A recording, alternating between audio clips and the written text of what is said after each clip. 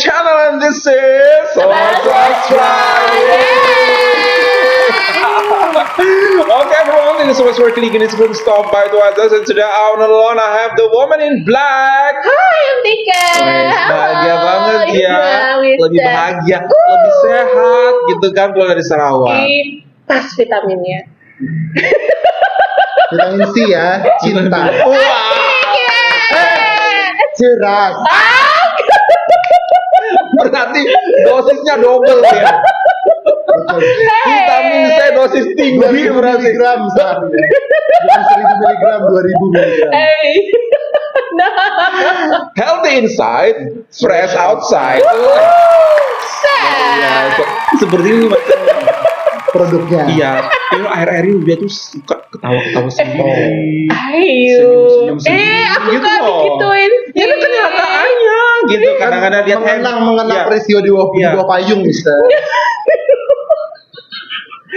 lihat handphone, senyum-senyum sendiri gitu, dia lihat foto gitu kan. But we are happy to see you. Terima kasih. Happy. Ini terima kasih karena apa deh? Ya, apa? Kenapa terima Coba kasih? terima kasih kenapa? Terima kasih sudah mendoakan saya. Iya dong, dia mendoakan yang terbaik ya guys. Sekarang buat Mistika. Also we have Assalamualaikum everyone, Aziz here again. Wow. Yang tidak ikut ke Sarawak ya. Masih. ada semacam dendam. Enggak dendam. Apa dong kalau nggak ada dendam? Kesumat. Unfinished ya. Iya. Oke everyone, hari ini ada sebuah video yang akan kita reaksikan. Ngomong-ngomong tentang ketika kita datang ke Malaysia, hal yang akan selalu ingin kita bawa pulang itu apa, Mr. Adis dan Mistika? Aduh. Banyak banget sih sebenarnya kalau misalnya dari Malaysia itu yang kita bawa pulang yang pasti cerita-ceritanya. Maksud kita ke Malaysia itu kayak banyak inspirasinya dengan apa ya, Mister? Dengan kisah-kisah Betul. hidup kayak gitu kan. Even orang di jalan, di pasar aja tuh bisa membuat kita terinspirasi banget tuh. Value-value kehidupan yang bisa kita Orang ambil. parkir mobil nggak ada tukang parkir aja itu sangat menginspirasi banget buat kita. Benar. Sampai sekarang ya, Mister, kalau misalnya aku lagi parkir di minimarket, kok bayar sih? Padahal itu enggak. Betul. Padahal kita mau cari sesuatu di minimarket tuh nggak ketemu barangnya, tapi pulang tuh harus tetap bayar. Nggak harus spend money gitu. Padahal kita don't even buy anything inside gitu. Jadi suka sedih kalau suka ngebanding-bandingin, tapi gimana Iya, ya? bukan kita mau ngebandingin tapi kayak ya Allah semoga berharap Iya, berharap one day dengan apa namanya yang kita bawa, cuplikan-cuplikan yang kita bawa di video kita itu bisa menginspirasi juga Indonesia one day. Apa yang kamu selalu akan bawa pulang? ke Ingin bawa Indonesia? pulang gitu ya. Ingin orang-orang di sini menerapkan hal yang sama juga tuh, punctuality. Punctuality dan disiplin menaati peraturan Itu sinister gitu. Menurut aku kalau orang sudah tunduk pada hukum gitu ya, dan tidak ada yang kebal di depan hukum, itu agree banget. iya kan, itu kebal hukum itu ya. semua itu sebuah negara akan sangat berdikari, maksudnya sangat berwibawa gitu ya. Negara hadir dengan sangat berwibawa di depan para rakyatnya gitu, dan rakyatnya juga pun mau tunduk mematuhi peraturan juga dengan sangat legowo gitu, karena pemerintahnya pun dengan bijaksana dan berwibawa memberikan contoh penegakan hukum seadil-adilnya gitu. Jadi itu sih yang pengen banget, itu sih yang paling membuat iri. Bukan pendidikan tuh mengikuti, menurut aku pendidikan mengikuti, ekonomi mengikuti, politik mengikuti, kalau hukum itu sudah tertata dengan baik dan ditegakkan seadil-adilnya Dan di darah daging dari tertanam embedded dalam darah daging, menjadi pedoman dalam kehidupan sehari-hari, itu insya Semua Allah ikut ya? semua lini tuh ikut gitu ya, Mister. ya. Termasuk Integrity. betul. Termasuk termasuk kehidupan beragama kan, Betul. toleransinya. Nggak ada tuh orang-orang yang tiba-tiba membubarkan agama tertentu ketika beribadah gitu, kemudian berdemo di depan rumah ibadah orang gitu. Anti apa gitu agama kan ini ada. tidak boleh ini tuh gitu. Nggak usah masalah anti agama apa, bahkan ketika untuk satu agama pun di Malaysia tuh satu agama itu aja, nggak cabangnya banyak, Betul. nggak kepercayaannya ini, yang itu boleh ono, yang ono boleh ini, yang itu nggak boleh ono ini, yang ini sholatnya bisa 20 rakaat 5 menit jadi. Nah, yang di sono mau pergi haji masuk goa, nah itu kayak gitu itu dibiarin di sini. Heran. Kenapa dibiarin gitu? Iya, mungkin itu juga keuntungan dari negara Malaysia juga sebagai negara Berlandaskan monarki konstitusional gitu ya, walaupun perdana menterinya dipilih, tapi ada satu Pemimpin. hukum ya, tapi ada satu hukum yang dijalankan dari tahun ke tahun setiap 5 tahun sekali, yaitu adalah pertabalan raja baru yang digilir di setiap dari Negeri. setiap negeri gitu kan. Jadi siapapun perdana menterinya masih ada raja, yaitu yang di Pertuan Agung gitu, yang bisa menentukan Betul. apa Yang hanya namanya, menjaga, betul, yang ya. menjaga hitoh dari negara Malaysia Betul, itu subhanallah. akan menjadi negara yang seperti apa gitu. Betul. Wow, luar biasa banget. Nah guys, ngomong-ngomong tentang sejarah Indonesia dan sejarah Malaysia, ternyata banyak hal yang Indonesia zaman dulu dan zaman dulu tuh sudah ada lebih awal. Kita lebih awal ada GBK daripada Oh iya, Jaya. Iya. Waktu Iya. Asian Games Iya. kedua ya. Iya. Berapa sih Asian Games? Iya gitu. Awal-awal. Kita udah pernah duluan ada GBK. Kita juga duluan ada apa namanya, Monumen Pertamina. tertinggi. Monas juga monumen tertinggi Iya. kan. Pertamina. Oh, perusahaan minyak negara. Oil Belakang, and Gas Company. kemudian Petronas belakangan hadirnya seperti itu. Banyak banget, tapi Kita pelopor ya. ya kita pelopor doang. Tapi ternyata yang baru ini yang lebih performanya better seperti itu. Malaysia telah jauh melampaui Indonesia, padahal dulu mereka belajar dari Indonesia. Apa-apa aja sih yang bisa kita lihat, everyone, ini adalah salah satunya. Nah, contohnya nih, dulu pada tahun 1960-an Indonesia terkenal dengan kualitas pendidikan terbaik di Asia Tenggara, sehingga Malaysia mengimpor guru dari Indonesia untuk membantu kualitas guru mereka. Sekarang kualitas pendidikan Malaysia sudah jauh mengungguli Indonesia. Bahkan menurut QS Award, Kuala Lumpur menjadi kota pelajar terbaik di Asia Tenggara setelah Singapura. Itu yang pertama. Sekarang mesti silakan. Oke, dulu Petronas baru berdiri di tahun 1974. Sempat belajar cara mengelola ladang minyak Pertamina yang 17 tahun berdiri lebih dulu. Sekarang produksi minyak Pertamina kalah jauh dibanding Petronas. Bahkan Pertamina setiap tahun mengimpor minyak dari Petronas. Wow, sedih sih. banget. Padahal lu belajarnya sama Pertamina ya. Belajar ya seperti, ataupun mungkin Indonesia kan wilayahnya lebih besar, Mister. Kenapa produksi daripada Petronas lebih banyak? Nah, kita lebih besar daerahnya. Seharusnya lebih banyak juga produksi kita. Apa kita nggak bisa memaksimalkan itu? Harusnya bisa. Permasalahannya bukan wilayahnya besar atau tidak, tapi bagaimana para peneliti di sana itu untuk search tambangnya. Benar Tapi nggak sih? yang namanya researcher itu butuh uang. Explore. Pertanyaannya adalah dananya ada atau enggak sih untuk eksplorasi kilang minyak baru di hotspot di Untuk apa, Nusantara, di Indonesia. research Itu gitu perlu kan. dana yang sangat. Bukan Jadi gini, sedikit, dan ya. itu kan gambling sebenarnya, Iya. Mistika. Betul, Dana betul. digelontorkan, research eksplorasi kilang minyak baru itu dilakukan, itu belum tentu ada minyaknya di situ. Betul. Gitu. Nah, pertanyaannya adalah apakah Indonesia cukup berani untuk menggelontorkan dana sekian? Tapi harus dengan riset yang sangat tepat, Betul. biar untuk menekan atau mengurangi kerugian yang ada. Oke, kita tahan dulu. Oke, panas nih teman-teman aku nih. Oke, bisa aja silakan.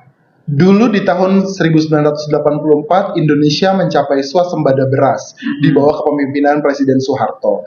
Di saat yang sama, Malaysia masih bergantung pada impor beras dari Thailand, Vietnam, dan Pakistan. Sekarang, pada tahun 2024, Indonesia mengimpor 4,52 juta ton beras, 3 kali lebih tinggi dibanding Malaysia. Impor beras lebih banyak 3 kali lebih tinggi dari Indonesia. Oh my god. Oke. Berikutnya, dulu, Bandara Internasional Kuala Lumpur atau KLIA baru dibangun 1998. Lebih dari 20 tahun setelah Bandara Internasional Soekarno-Hatta.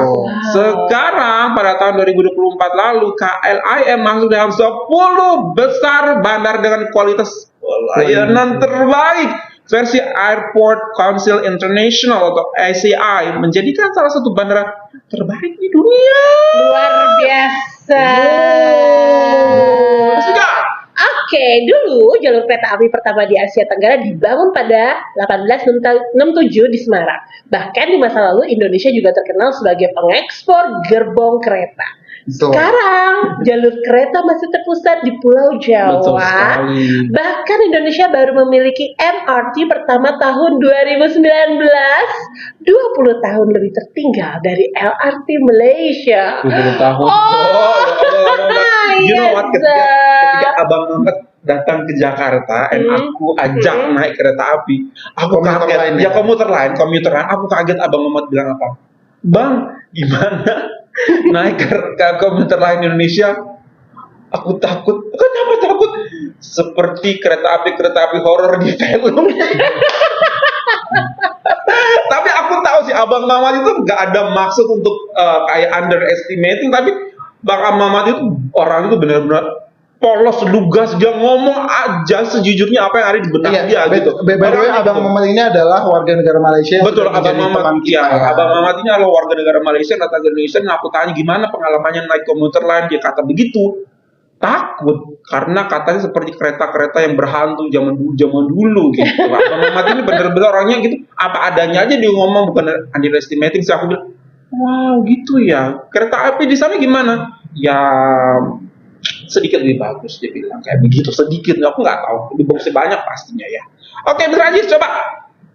Oh, masih ada. Masih ada. Banyak ya ininya, aduh. Ya ampun.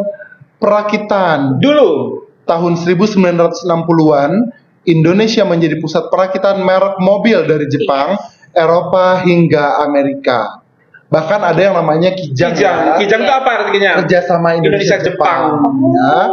Sudah Sekarang Malaysia tidak hanya menjadi tukang rakit, tapi juga berhasil melahirkan mobil nasionalnya sendiri, Proton. Wih. SMK sudah belasan tahun tidak muncul bahkan di Indonesia. Kemana dia? Mitos, itu hanya mitos. Itu kan di tahun berapa nggak ya? Ya. Di zamannya Pak Jokowi pertama 2012 kayaknya ya. Iya, iya. Ya, Pak Jokowi mau mencalonkan diri sebagai gubernur Iya, DKI iya, Jakarta. benar. Itu kan karyanya anak SMK di Surakarta kan ya. Itu digembor-gemborkan tuh, tapi sekarang tenggelam. Ya, mungkin mitos. Ya. Indonesia kan suka percaya mitos. Padahal nggak apa-apa aja ya, itu didukung aja gitu. Iya, betul. Dulu, monumen-monumen megah Asia seperti Monumen Nasional atau Monas GBK dibangun pada tahun 1960-an. Sedangkan Malaysia baru membangun monumen seperti Menara Kembar Petronas dan KLIA pada tahun 1990-an. Nah, sekarang Menara Kembar Petronas berhasil menjadi bangunan gedung tertinggi di dunia pada tahun 1998 sampai 2004 sehingga menjadikan landmark global yang efektif dalam mempromosikan Malaysia. Menara ini juga menjadi kantor banyak perusahaan dunia seperti IBM, Yes. Bloomberg, Reuters, Microsoft, dan banyak lagi. Tuhan. Wah, banyak lagi. Oh, lagi, Oke. Allah. Aduh, makin banyak ya, jenjangnya jadi makin jauh ya. Oke, dulu Indonesia menjadi tuan rumah Asia Games keempat di Jakarta pada tahun 1962. Lengkap dengan pembangunan GBK. Sedangkan Malaysia baru dipercaya menjadi tuan rumah Asian Games puluhan tahun kemudian pada 1998. Betul. Sekarang Malaysia banyak menjadi tuan rumah event olahraga bergengsi internasional. Salah satunya F1 selama 18 tahun berturut-turut. Di Sepang ya. Dari 1999 sampai 2017. Wow. Yes. Kita sering lewat tuh kalau kita habis dari bandara. Betul. Oke, Mister baca terakhir. Padahal kita suku bangsa serumpun, budayanya mirip, makanannya mirip. Apanya yang beda ya? Apanya yang beda, guys? Ayo kita sedikit. Ya ini sih nggak usah kita yang jawab ya, Mister sama Mistika.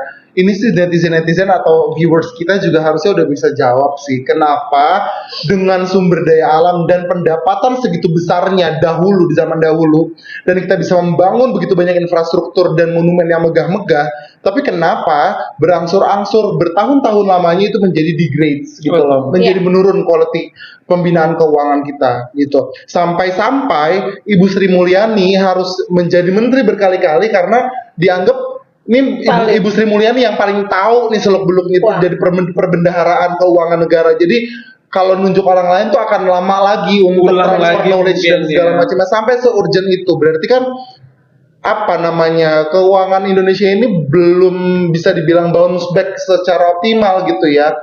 Ya kalau menurut aku sih hal yang, aku nggak bilang Malaysia nggak ada hal ini sih gitu, tapi yang paling aku yakin menjadi hal yang paling menyebabkan dari keterkalahan ini, if we can say this is as a competition, Kalah jauh kita ya. rasuah, Pemerintahan. corruption. Oh, gitu. iya, benar. Jadi banyak sekali uang triliunan gitu ya Mistika Benar. yang mungkin bisa menguap yang kemana, menguap yang kita entah nggak tahu kemana gitu ya. evaporate kemana. Yang mungkin mereka jadinya punya rumah di negara mana, bangun Benar, perusahaan apa di benar. negara mana gitu. Ketika mereka di penjara itu udah menjadi sesuatu entitas yang kita udah nggak tahu ada di mana gitu uang-uang Benar. itu. Sementara uang itu tuh bisa kita pakai untuk lagi-lagi booster petani-petani untuk Benar. untuk terciptanya suasana Program-program yang memihak ke rakyat, Penelitian menguntungkan rakyat. betul seperti sih. itu, ya. Menurut saya sih, kita udah nggak bisa tutup mata lagi bahwa negara ini tuh sebenarnya ada harapan. I can see the brighter future in our students' eyes. Still long way to go then. Exactly. Tapi Our students like only 7 years old, 8 years old. Berarti di saat itu Malaysia sudah punya sirkuit Sepang kedua. Enggak hanya kedua Mistika, di setiap negeri ada sirkuitnya. menurut saya sih itu sih pengelolaan uang negara yang Pengelolaan uang negara dan kepatuhan hukum nggak sih, kalau orang-orang yang misalnya udah patuh hukum mungkin hal-hal itu nggak akan terjadi kan, misal udah ada rasa takut gitu, yang namanya hukum nggak tebang pilih ya kan Itu ya. dia. Coba udah nggak akan ada lagi namanya rasuah-rasuah itu. Oke, aduh tiba-tiba pusing kepala saya Pusing pemerintah. kan? Oke, langsung kita coba lihat apa saja komentar dari netizen. Oke, Malaysia hebat karena pemerintah yang baik dan masa depan yang baik untuk masa depan negaranya. Berikutnya, kualitas pejabat. Nah, yang kualitas beda jauh. pejabat. Yang berikutnya, jujur nih, setelah gue ke Vietnam kemarin, nampaknya Indo akan Ini orang cepat Indonesia kayaknya lagi. nih. Serem. Tapi iya Mistika, maksudnya gini, Bahkan dari Vietnam kita akan tertinggal lagi dari Vietnam. bedanya kalau kita ngomongin tentang tata negaranya gitu ya, Malaysia dan Indonesia berbedanya adalah yang tadi aku sebutkan, monarki konstitusional dan sistem presidensial gitu. Dan political party gitu ya. Nah, orang-orang di Indonesia tuh membina negaranya untuk kepentingan golongannya dong. Nggak Iya. mungkin enggak, karena mereka karena presiden berasal dari political party. Gimana caranya political party tetap berdiri tegak kemudian bisa mengkader ribuan atau jutaan orang-orang untuk masuk ke partainya, ya kan dengan uang. Gimana caranya uang itu bukan berarti korupsi ya maksud aku ya, tapi paradigmanya pasti Memutuskan semua betul. dengan uang. Mereka pasti akan mengeluarkan kebijakan yang juga menguntungkan partainya gitu loh. Jadi uangnya atau kebijakannya bukan hanya people oriented gitu.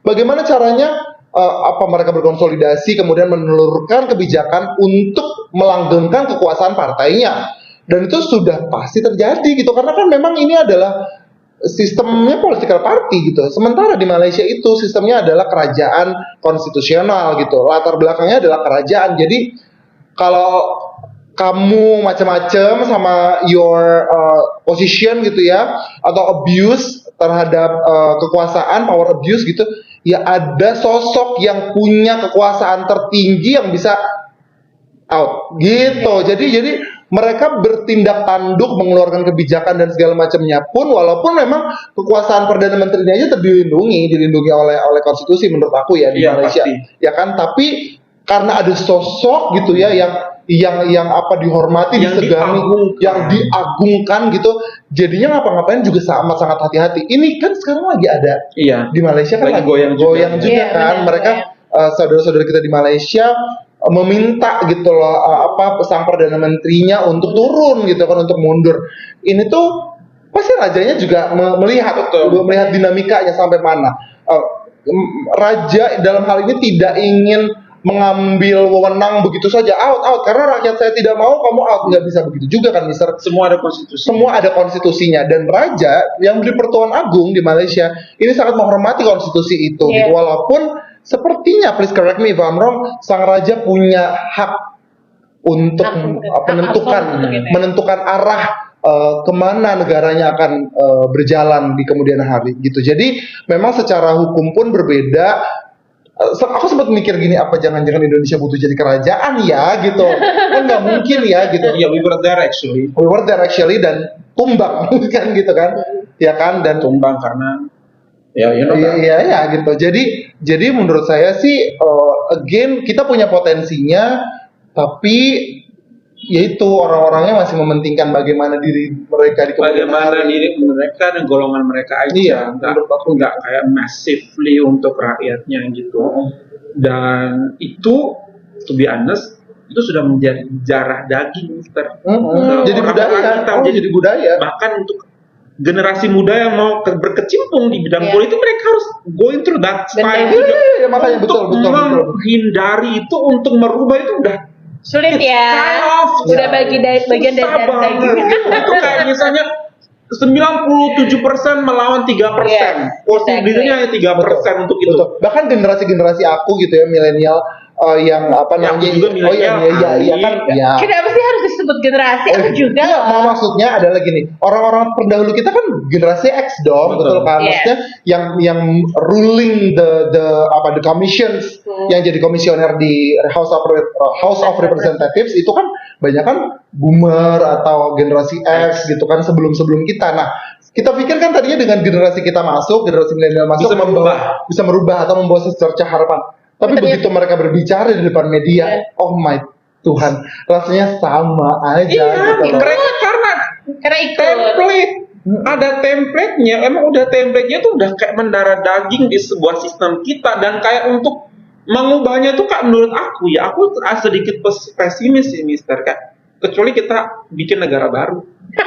Jangan dong, jangan. Kecuali ya, jadi ketika itu kita start over, ya kan, start over, tapi that's not an option, that's not pilihan yang akan kita itu. Jadi karena saking aku rasa udah pesimis gitu untuk berubah gitu, kita berharap anak muda masuk ke politik juga, anak muda bisa kayak membawa perubahan, angin segar buat pemerintahan Indonesia, tapi enggak, anak muda sama aja juga gitu loh.